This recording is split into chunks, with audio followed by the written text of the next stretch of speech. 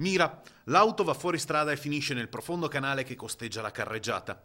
Attimi di paura lungo via Argine Novissimo Destro che collega il centro del comune alla frazione di Piazza Vecchia. All'interno solo il conducente, un anziano di circa 75 anni del posto che inizialmente è rimasto prigioniero del proprio abitacolo.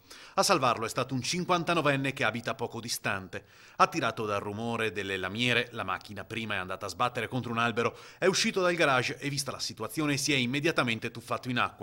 Con l'aiuto di un altro passante ha estratto il pensionato dall'abitacolo e l'ha portato a riva.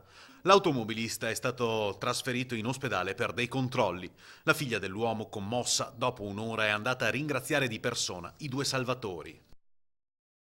Mirano circolava con la targa ritoccata a pennarello per eludere gli autovelox e la ZTL in piazza, ma è stato scoperto dalla polizia locale cittadina.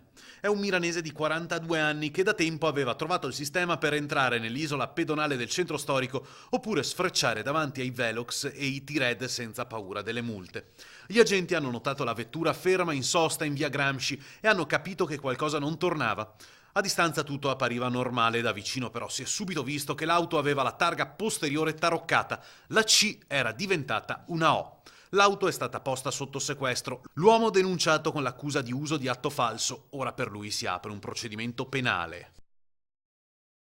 Jesolo, nella notte un ladro, approfittando del fattore che uno dei clienti di un albergo in via Dalmazia aveva deciso di dormire con le finestre aperte, si è intrufolato all'interno di una camera al primo piano mentre i presenti dormivano. Dopodiché si è impossessato senza far rumore di una borsa ed è scappato col bottino.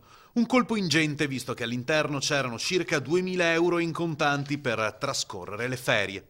La vittima è un cittadino di nazionalità straniera che venerdì mattina si è svegliato e ha fatto subito la brutta scoperta, facendo poi denuncia.